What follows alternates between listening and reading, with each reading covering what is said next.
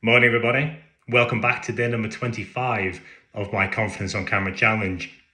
It's a double video day today because I got home late from work last night and I didn't get a chance to do one yesterday. So I'm going to do one this morning, one this evening, two on very different topics, and we'll still aim to finish the challenge this Sunday, which again, I can't believe that I've got this far with it. But anyway, I digress. Today, we're going to go through an exercise about managing your tasks but also your relationships. It's called Love and Loathe. I picked this up from a Durham-based business called Tailored Thinking, owned by a friend of mine, and they've picked it up from various pieces of research that they've come across over the years. And I find it hugely impactful. I use it quite a lot. It's called Love and Loathe, and this is what it looks like. Now, what we have here, Love and Loathe title, what we have here is the bottom axis. It goes from, which way I've got around, -5 to +5 with 0 in the middle. And the vertical axis starts at 0, goes to 10. Now, the bottom axis is energy draining, so -5, energy giving +5. The vertical axis is the time spent on that task or on that relationship. So 0 meaning I never do this task or I never see this person, to 10 being I see them every single day or I do this task every single day.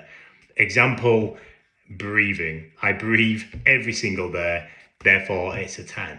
Okay, so that's a real basics of layout. It's just an upside down T, as you can see.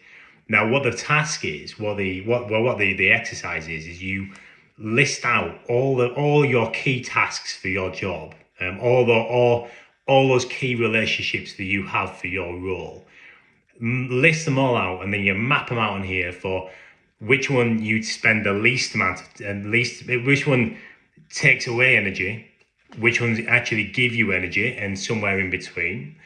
And the tasks and relationships you spend the most time on, or the least time on, you map that out there, and it identifies ways that you might be able to improve, to change, to iterate, to job craft, which is what Tailored Thinking teach.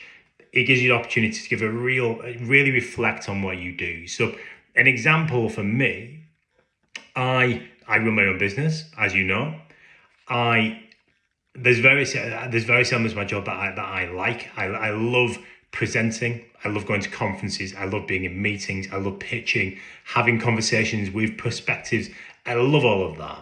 So it gives me a lot of energy. So on this chart, I'd pitch it probably around a +3, maybe +4. It's never going to get to the +5. There's always things to improve. Maybe +3, +4.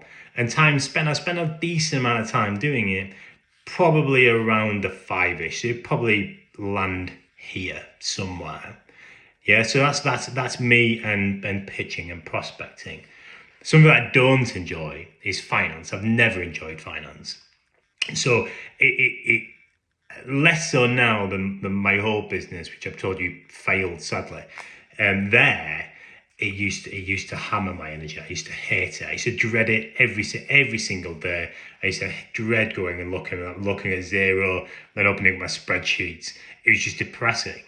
So it used to drain my energy considerably. So at least -4, I'd say on here. Again, I've never got to -5. There's always something worse around the corner. But -4, and I used to spend a lot of time doing it. So -4, probably 6, 7. I had to be on it. I had to do it all the time, and it really impacted me. That.